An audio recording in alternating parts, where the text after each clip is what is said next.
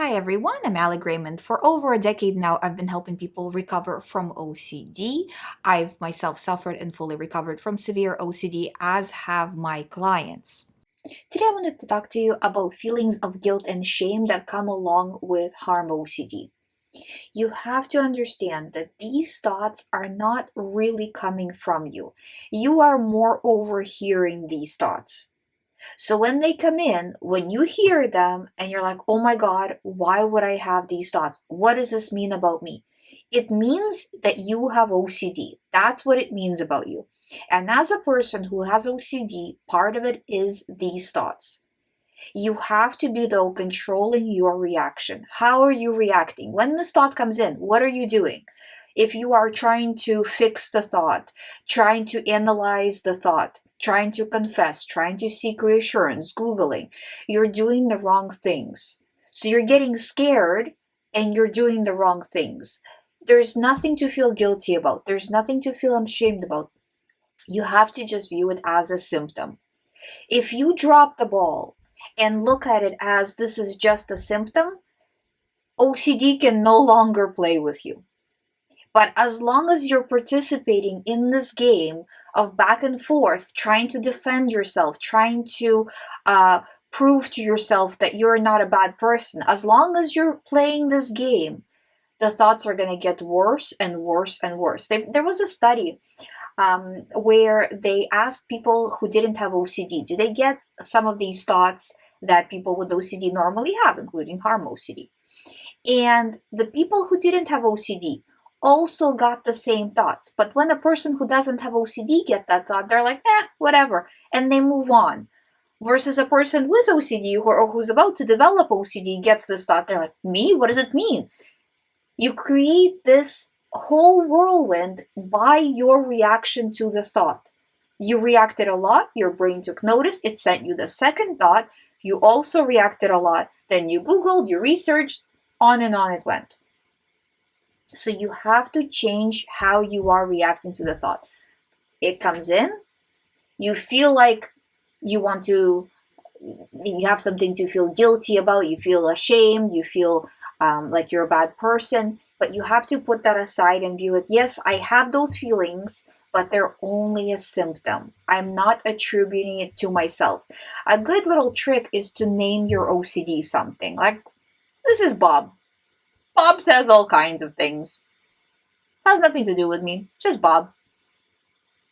This is not you. It has nothing to do with you. You have nothing to feel guilty about. You have nothing to feel ashamed about. The only thing you are doing wrong is you are reacting with fear to these thoughts when you overhear them. And you need to be refusing that reaction. So thought comes in, whatever. Again, it comes in 2 seconds later. Again, whatever. And over like this throughout the day. The more you do this, you will start to see that it's not coming in as intense as it was before. And it's little bit by little bit. It's not going to happen in one day. It's not like I disregarded all day. Why am I not recovered? It's going to take a little while, but you just got to stick to it and just a little bit of work each day, but throughout the entire day. That I'm just going to refuse here. I'm not going to pay attention to it there. I'm not going to Google. And again, the accountability, the tracking really helps here. The more you refuse, believe me, your brain is tracking everything that you're doing. Whether you are or not, your brain definitely is. And if one outweighs the other, if you paid attention to your thoughts more than you disregarded today, consciously, right? If you paid attention to it, took it seriously, tomorrow your brain is going to think that this is more important. But if you refused, even if you don't feel, obviously you're not going to feel good as you are refusing. It's still going to be standing in the middle of the room screaming at you, right? As you are trying to go about your day. But you are focused on refusing, focused on not getting into the dialogue with your OCD. You will start to see that the anxiety drops. And the actual results don't take too long, but they're not in a day, obviously, right? So it's, if you, for example, did a really good job this week, next week should be slightly easier. And then the week after that, even more easier. So it's just being on it all day. No excuses. Let those thoughts come in. Let the guilt come in. Let the shame come in, but view it as a symptom. Like, yeah, I hear it, But it's a symptom, and I'm not reacting because I'm tracking, because I'm reducing, I'm doing all that. So I'm choosing not to react. It has to come from a decision perspective that you're not